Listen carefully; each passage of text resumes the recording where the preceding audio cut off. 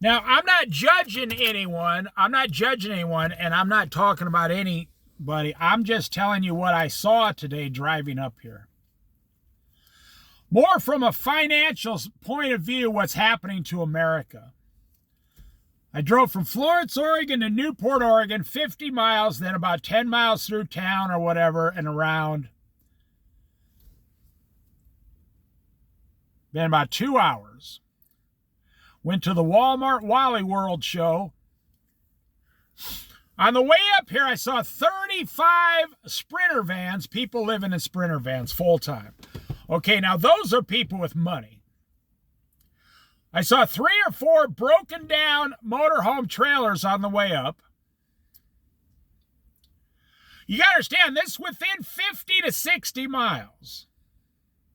Just a 50 to 60 mile stretch of the Oregon coast, so you can take that, Oregon coast is 350 miles. So whatever I'm telling you, you can take times 7 to 10 on the entire Oregon coast. So I saw that many broken down vehicles. I saw in 50 miles, over 100 homeless people. From leaving Florence, going through all the way through Yachats, through Waldport, through Seal Rock, all the way through the parks, through up to Newport. Close to 100 homeless people. When I left Florence, I saw homeless people begging on the side of the corner for money at 7:30 a.m. in the morning. When I got to Newport, I saw about 6 people on the side of the road begging for money at 10 o'clock in the morning. No, 9 o'clock in the morning.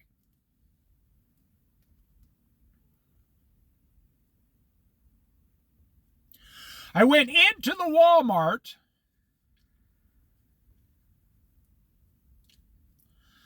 and there was a homeless guy with a sleeping bag. He was half soaking wet. He was my age. He was pissed off at the world. He was standing there cussing at his shoes in front of everybody. And he was right in front of me. And he had about $4 in purchases. And I thought, well, I said to him, "Excuse me, sir, would you like me to pay for your items?" Now, it's a crapshoot, like in Las Vegas shooting craps. You never know what you're going to get with the homeless. But that doesn't bother me because I used to work at the Salvation Army in my 20s.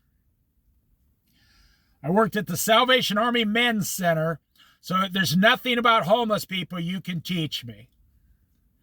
I know everything about homeless people, men, women, drug addiction, alcoholism, people getting out of jail, people going through withdrawals, people screaming and yelling for a drop of alcohol. I've seen people poop their pants, pee their pants. I've seen naked homeless people walk right into the shelter and ask for a pair of pants. And that was in Iowa 35 years ago. Can you imagine what it's like today? I've seen people, not personally, but living next to me, stab someone to death with a spoon for $12 of crack cocaine. And they did 8 years in jail for it because they said it was self-defense and nobody could prove otherwise. So I've seen it all. So don't think I'm judging these people. I've never done it, but I was a volunteer at this place. God told me to go down there to open my eyes to what was coming in the future. Yeah, I was like 28 years old, 38, 48, 58. So this was 35 years ago, yeah. It opened, at 28 years old, I was as dumb as a box. I didn't have any idea that any of this even existed on Earth. My eyes were opened immediately. I had a homeless guy once threaten to kill me. And the Salvation Army woman walks right over to this big, huge guy and tells him, "You need to sit down and behave yourself." He says, "Yes, ma'am." She said, "You're not going to harm this guy," talking about me. She said, "or I'm going to get someone to harm you." She knew exactly how to handle these guys. She used to volunteer in the prisons. She wasn't no cream puff, I'll tell you that. She'd been doing that for close to 40 years. I watched full-grown men who would murder someone back down to a little old lady at the Salvation Army because they were afraid of Jesus. So the guys in front said, "Excuse me, sir, would you like me to pay for your purchases?" He looks at me and goes, "Why in the F-U-C-K would I want you?" He goes, "What's the deal, bro?" And I'm looking at him. I said, "It's a simple yes or no question. Would you like me to add your purchases to mine and pay for them? You leave, I'll pay. Yes or no?" He pulls out his EBT card, food card. "The state pays for my purchases, but if you got $4 cash, I need cash to get some alcohol." I said, "No, I have to pay with a card myself. I don't have cash on me. I'm not going to give you the cash because I don't have any," I told him. He says, "Well, then what F-U-C-K-I-N-G good are you?" So I pulled my cart back a couple feet, sat there. Everybody looked at me and smiled. And he didn't have a nickel to pay for the bag. And so when the lady said, "Do you want a bag?" he ignored her so he wouldn't have to pay the nickel. And after she's done with everything, he says, "I need a bag," trying to get a free bag.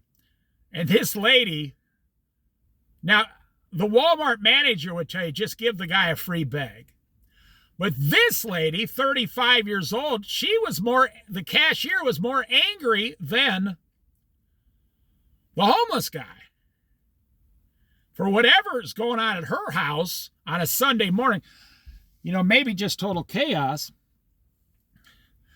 She said, "Sir, I asked you if you wanted a bag, and you didn't answer me." So she said, "Unless I see a nickel on the counter, you ain't getting no bag."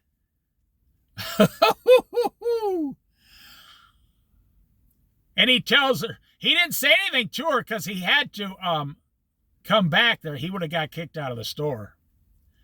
He looks at her, he kind of grunted, and he picks up his $4 in purchases and walks out the front door.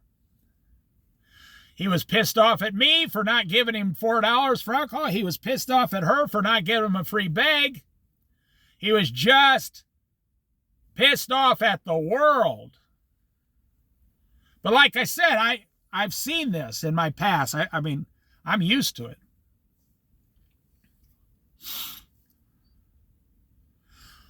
So I'm coming through town. I see more homeless people. I see people on the street corners. I see homeless people walking in the rain.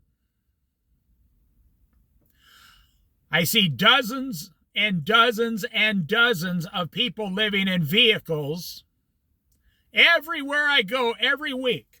You go down to Coos Bay, Oregon, it's worse than in Newport, Oregon. Well, one is it's a bigger town. Number two, there's a lot more drugs in Coos Bay and a lot more poverty. And number three, I think they give away a lot more benefits in Coos Bay than they do in Newport. I think there's a lot more free places to get stuff in Coos Bay, like more churches and stuff.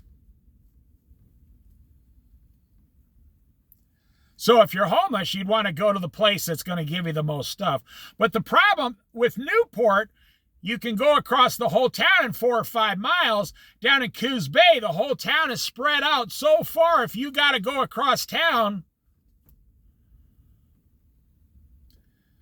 you might be walking 9 miles, to get $20 worth of free food, which really wouldn't make it worth it then.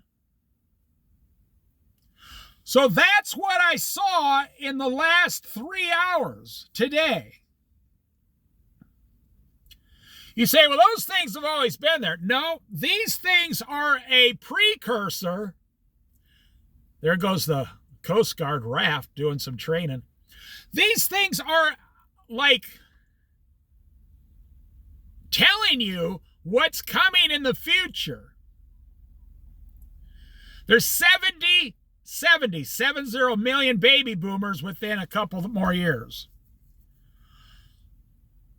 50% of them have zero savings. The only money they have is Social Security. These are all numbers on the internet. 35 million will have no savings, but by then 5 million will be dead in the next 10 years. So 30 million will have no money within 5 years. Out of those 30 million, if you just take 10%, 3 million, their rent will be more expensive than their $1,200 or $1,400 a month Social Security check. So where are they going to go? And I know I'm getting confusing, but if you cut that number in half, down to 1.5 million, will be forced to live in their automobile, their vehicle, their truck, whatever. The rest will go with family. They'll get a roommate, or unfortunately, they'll pass away. Hopefully, they find Jesus before they do that. Because if you think you got problems on earth, imagine what it's like in hell for all eternity. You can't ever get out, according to the Bible. So I'm just saying, these things are all coming to America within 8 years in front of your face. And Donald Trump just announced yesterday, my Social Security secretary, the person in charge of Social Security, is going to fix Social Security. We're going to fix Social Security. He said it's going to be insolvent in 8 years, but we're going to fix it. He said that it's not going to be all that popular, but we got a long time. We got 8 years to fix it. We'll get it fixed. So what he's going to do is do some very unpopular things and pass this law within 3 years, right before he leaves office, and he's not president anymore. He's going to get Congress to pass whatever he says. And the Social Security guy said, well, so we got a lot of things on the table. We might raise the retirement age. We might lower the benefits. We might cut back on the benefits. He said, we're definitely going to have to cut back on the Medicaid and Medicare. We're going to, and it's like, whoa. That's their plan with Social Security, to start cutting all the benefits and everything for the next, 2 generations.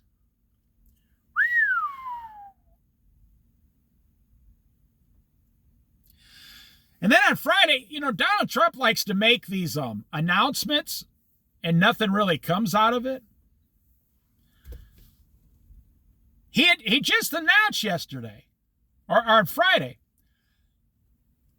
him and that Kennedy Jr. guy that's in charge of the health services now, he says, I think we've solved the autism problem. He says, we're going to make a big announcement on Monday. I think we got this autism thing figured out and solved. If you don't believe me, look it up. That's what he said. And I'm like, how could you solve autism? It's been a 40-year problem. How could you possibly now, all of a sudden, in 1 week, have a solution to autism?